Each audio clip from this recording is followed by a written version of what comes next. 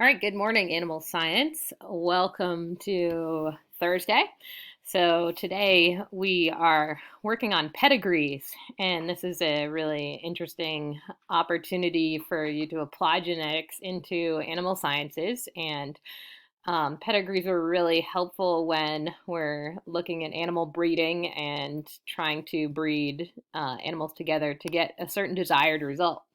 So hopefully you reviewed the notes on pedigrees. You didn't have to submit them, but we're just gonna briefly go over the purpose here because it gives us a little bit of information that we're going to need to do this activity today. And it can be confusing.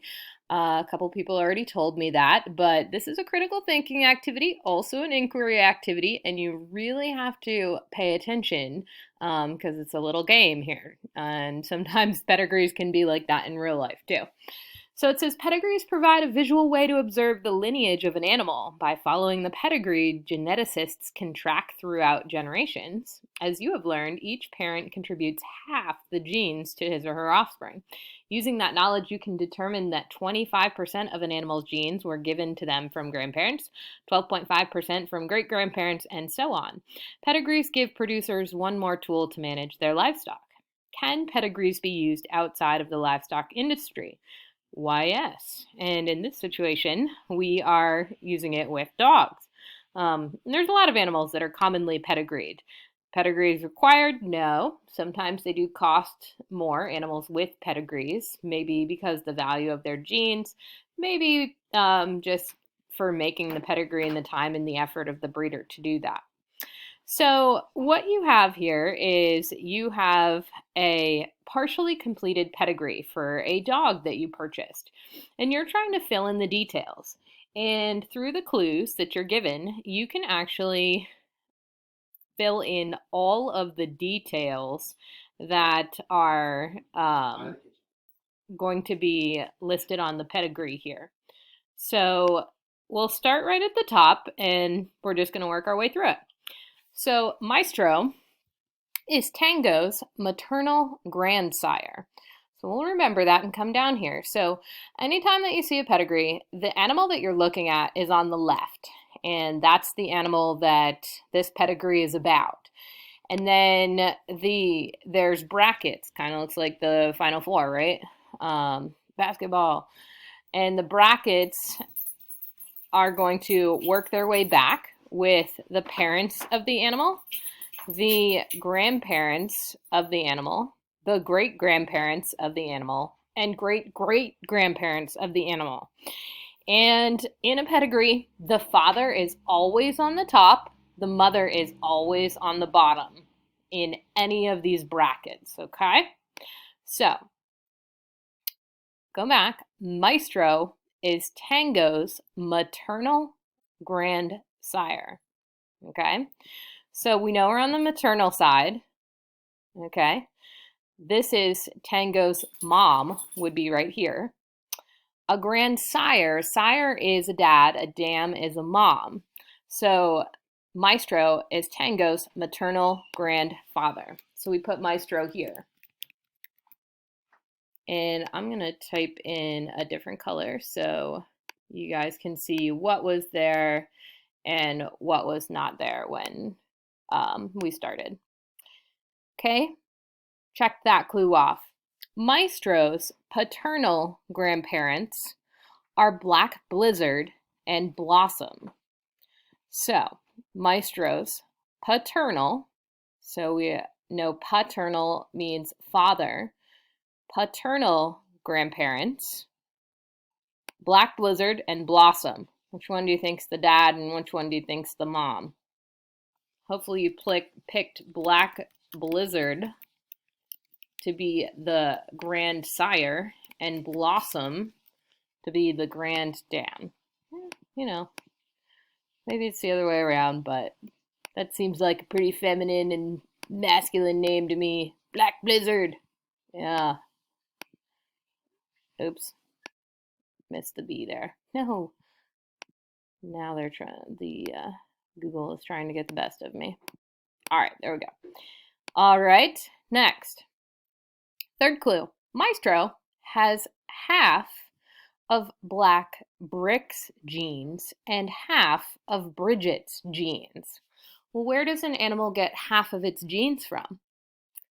If you said its parents, half from father, half from mother, you're correct. So Maestro's father is Black Brick and Maestro's mother is Bridget.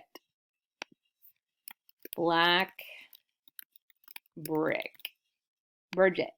One mental note about pedigrees here.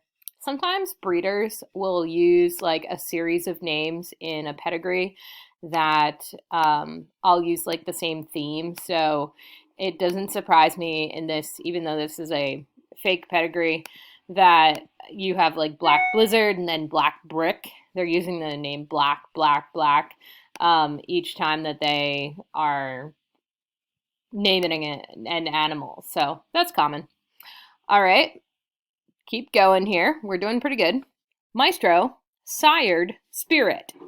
So that means that Spirit is Maestro's daughter in this case. Because we have Maestro in there, and by siring, he's fathering an animal. So he fathered, sired Spirit. Spirit goes in there. All right. Master Kenneth the Third, Master Kenneth the Second, and Master Kenneth the First are the sire, paternal grandsire, and paternal great grandsire of Zeke. Ooh, all right, that one's tricky. So we already have Master Kenneth the Second. Do you guys have anyone in your families that is like a first, a second, or third generation in their name? Are any of you like that? I'm not sure. So typically, when you have animals or people that are in order like that, so the first would come before the second. The first would be the father of the second. So Master Kenneth the First. What a name. It's going to go there. And we'll highlight that for you. Master Kenneth the Second. Then Master Kenneth the Third is going to be here. And what did they say the sire of? Zeke. Zeke. I'll remember.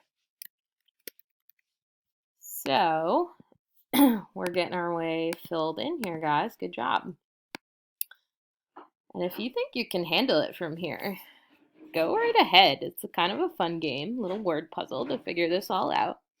Master Kenneth the First was mated to Lucy is the next clue. So he was mated to means the mother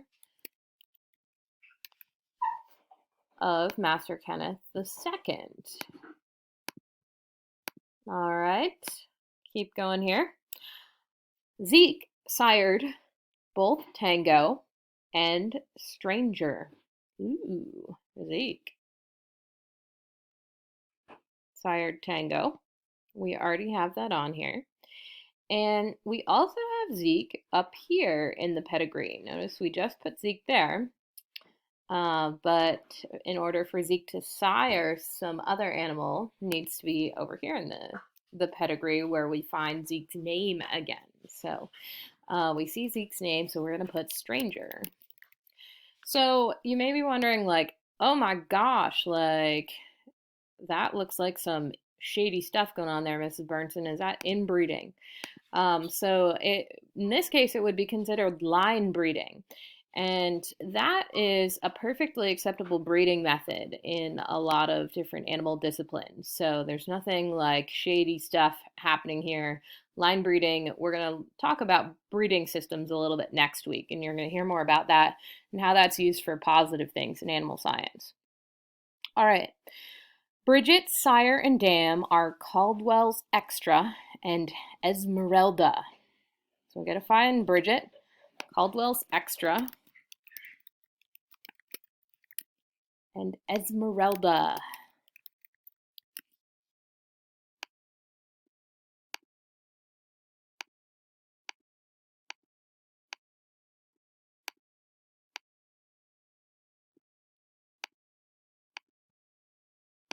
Okay, next clue. Almost there. Blossom contributes 1/4 of Brandy's genes.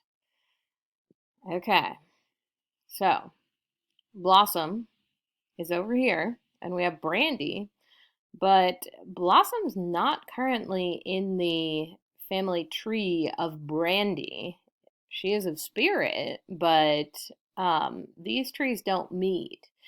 And so we have to think, okay, Brandy gets half the genes from Stranger, half the genes from this unknown individual that's Brandy's mother. And it says Blossom contributes 1/4 of the genes. So we go back again, which means each grandparent contributes 1/4, and we have a spot. So we put Blossom there. Another instance of some line breeding going on, and again, perfectly common and acceptable in animals. Lassie is Kendall's Lass's dam. All right, so Lassie, we already have on here, is the dam or mother of Kendall's Lass. See what they did with the parent names and the offspring name again? They're kind of using those together. All right. Zelda contributes 25% of her genes to Tango and is the daughter of Cartwright and Crafty Ann. Okay, so Tango, 50% comes from Zeke, which means 25% comes from this unknown individual, mother parent, which is Zelda. And then Zelda's parents are Cartwright and Crafty Ann. So we get 2 out of that clue there.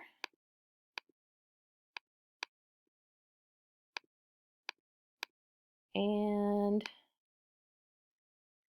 Biff and Sonia are Zelda's paternal grandparents. So that's our last spot on our pedigree, which is Biff. What a name. I'm gonna name my dog Biff. All right, cool. So we have our pedigree. Great job. So now it says, Sally sleuthing discovered the inheritance pattern of black and chocolate coat color in Labrador Retrievers. Uppercase B for black, lowercase b for chocolate. Black is dominant to chocolate. Through her research, she found that most of Tango's ancestors had a homozygous uppercase B genotype. However, one dog, Martha, carried the chocolate genotype, and it says that carried the chocolate gene, so would have been heterozygous. Use the pedigree to answer the questions in the student worksheet. So I want to find Martha up here, and I'm going to put uppercase B, lowercase b next to Martha so that we can see that that animal had that chocolate gene, carried the chocolate gene. Okay, so we're answering questions now. What 2 individuals appear in Tango's pedigree twice? We already found Zeke and Blossom. So Zeke's genotype is going to be an uppercase B.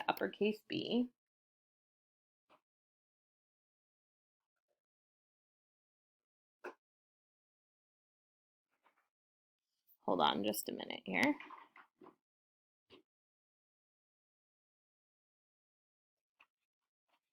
We have to read a little bit more.